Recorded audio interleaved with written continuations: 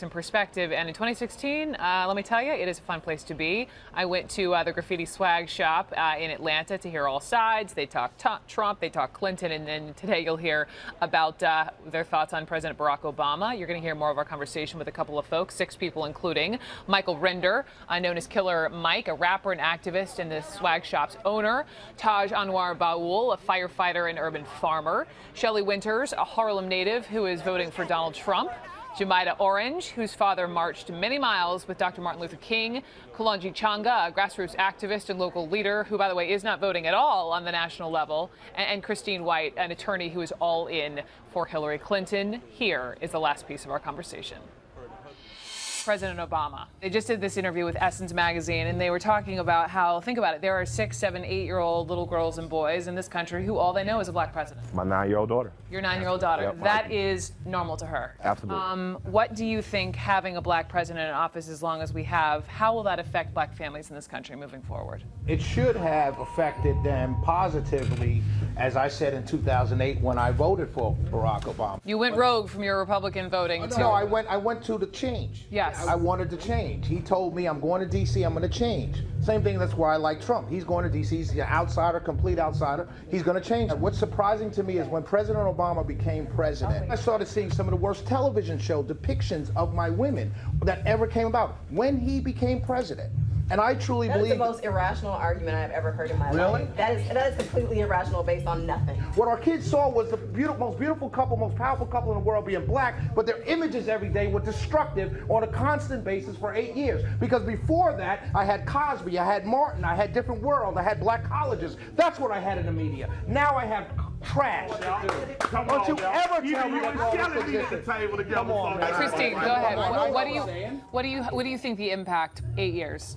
And do you feel like, was it Diddy recently who said shortchanged? I mean, he gave love to the president, but he says black folks feel shortchanged. I don't think that has any weight as it compares to the things that have occurred, to the $1.2 million that were given to black farmers, or that black farmers had to fight for, and that the Obama legislation oversaw. The Health Care Act, which impacted African American communities in extreme ways. There are so many, the expansion of money to HBCUs. As a former prosecutor, I never thought that I would see the day where the crack cocaine sentencing would be bridged. I love Barack. I love Barack and Michelle to death. The reason I'm going to give him a B+, A- is because I'm angry. He didn't do nothing for me as a black woman with that Supreme Court. I agree. I agree. Had he been Hillary, had he been Donald, we would have ripped him to shreds. Absolutely.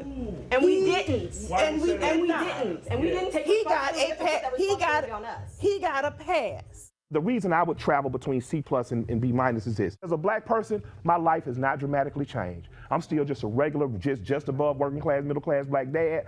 And I've seen every other group of people that gave their loyalty to him get something big. Now, I don't think it's his fault. I don't think he meant to do it. But through serendipity or whatever, for the last 7 years of his presidency, we are the only group that's fallen deeper into poverty. So all I'm saying to our president is, I love you.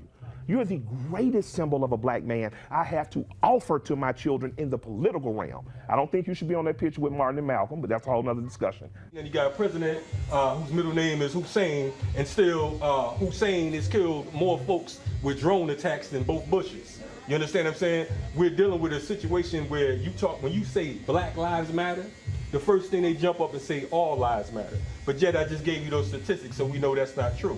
We talk about black on black crime, but then we look at World War I and World War II, where more white folks killed white folks and others than any other period in the history of the world.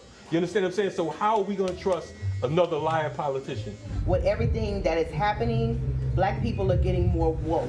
So now, as they're learning what is going on, they're getting pissed off. Right. You know what I'm saying? Like at the beginning, we were like, oh, black president, black first lady, oh God, this is so great. Look, his hair is nappy. Oh, Michelle is so voluptuous and da da da da da da. We were so in love with that image, okay, that we were not making our president responsible. If you feel woke now, how do you take that and apply it to 2016? I'm going for Trump because I'm woke. The enemy of my enemy is my friend. The empire is my enemy and the enemy of my people. The empire is totally, totally, totally against this man. I don't believe that we can say, oh, well, the system is corrupt and Trump is corrupt too, so I'm going to go with the corrupt Trump as opposed to the corrupt system. Trump has proven himself to be corrupt as well. What I believe is that there is a certain amount of influence that we will have over Hillary Clinton if she is elected. I think that we need to use that influence, but we cannot be naive. This generation, we've got to come together. They've got to come together with a platform, whether you're for Hillary or Trump, where we present them with a platform. This is where we stand. This is what we want. Then y'all, it ain't gonna be easy just to give a few dollars to here and there. Don't let them pick our leaders. The leaders will come from the bottom. If the local is strong, it don't really matter who is in office. Absolutely. Because at the end of the day, they're just a symbol, they're just a puppet. They're doing what they're told. Right. You understand? They're doing what the money is telling them to do. I want us to listen to Taj. When I talk to people, I tell them there are 3 rules for black people. This is all I want you to do. Learn to fight. Learn to fight. Don't be asking me to do no celebrity stop bullying campaigns and you don't know how to fight, because when you know how to fight, you don't react scared.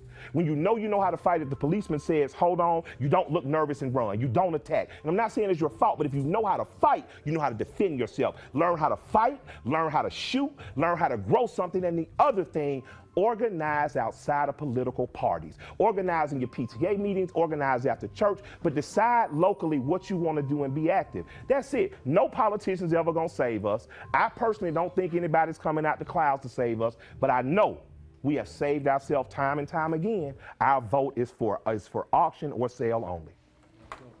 There you go. Thank you all so much.